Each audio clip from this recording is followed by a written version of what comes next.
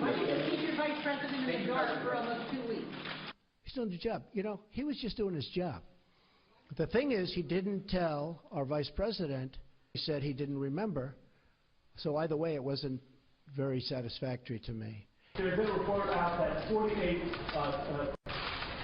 bomb threats have been made against Jewish centers all across the country in the last couple of weeks. There are people who are committing anti-Semitic acts or threatening to. You see, he said he was going to ask a very simple, easy question. And it's not. It's not. Not a simple question, not a fair question. Okay, sit down. I understand the rest of your question. Racism, this person. In fact, we did very well relative to other people running as a Republican. Quiet, quiet, quiet. Those were two reporters getting the Trump treatment, I guess you could say, today. Mara Liasson is the national political correspondent for NPR. Jake Turx is a reporter for Omni, an Orthodox Jewish news magazine. How do they feel after their close encounter with the force of nature that is this president? They both join us live right now. Mara, I want to start with you because boys and girls out there who want to be reporters someday, I sometimes made the mistake as a White House correspondent of doing a 3- or 4-part question to show how many different things I wanted to challenge the president on. And then presidents of either parties, they say, I'm going to pick one out of the 4, and then I'm going to duck all the rest. You basically just said, did you fire Flynn? Yeah. And it forced him to answer it. And he basically said, I did. Yeah, he did. And the reason I answered it is because the day before, when somebody had asked about Flynn, he talked about how Flynn was so badly treated by the media. But the day before that, Sean Spicer had told us he'd fired Flynn. So can't trust him anymore. Yeah, right.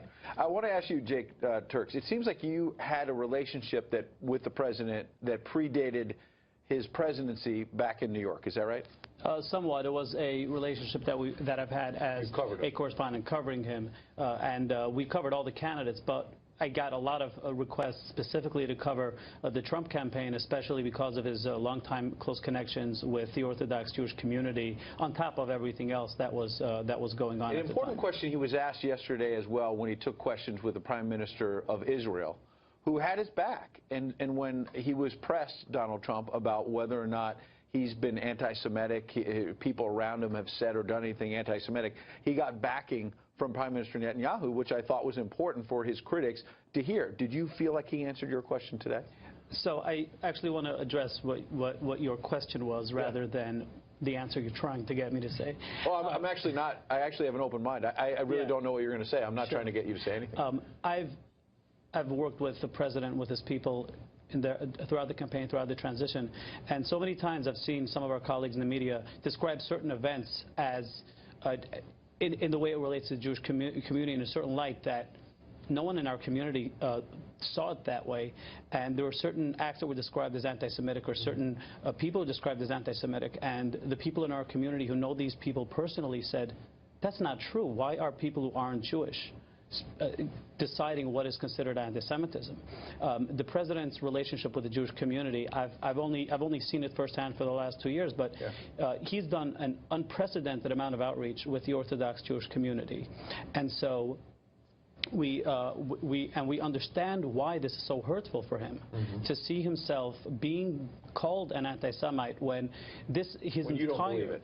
No, not just I don't believe it. I've seen him firsthand. Yeah. I mean, my point is, you feel it's unfair. It is very unfair what's been done to him, and I understand why he's so defensive. And I'm with him when it comes to being outraged about him being charged with this anti-Semitism. Mara, we hear some of our colleagues in the media tonight, sort of shouting from the rooftops that nothing short of our democracy is at stake. I wonder, though, if you look at it from a different sense, what puts our democracy more at stake? Having a tense relationship, president and press, sharp questions, but a president who pushes back, or some of the fawning coverage, let's be honest, when President Obama over the last 8 years got questions like, what enchanted you about the first 100 days? That hardly was healthy.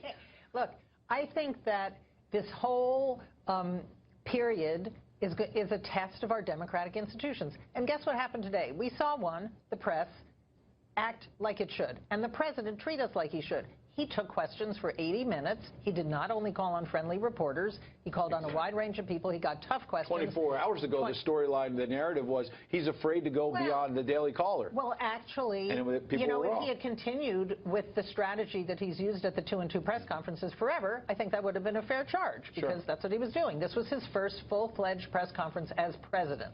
And he did it in the traditional way, even though he excoriated us and called us dishonest. He did answer questions, and there was a lot we learned. It was like the president was on the couch.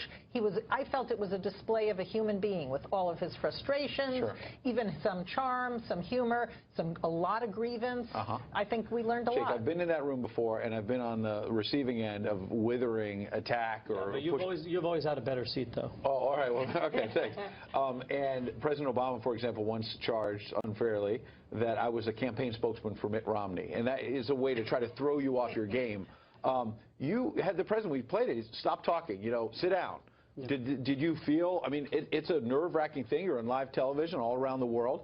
How did you feel in that moment, and did you feel, were you angry that he told you to sit down?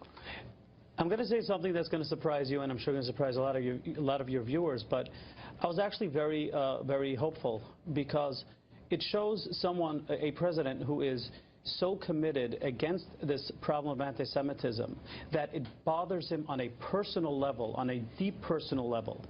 And it makes me very hopeful that he will work together with the community. So, bottom line for you is he pushed back hard, and he said what he needed to say. Jake Turx, Mara Lyson, appreciate your insights.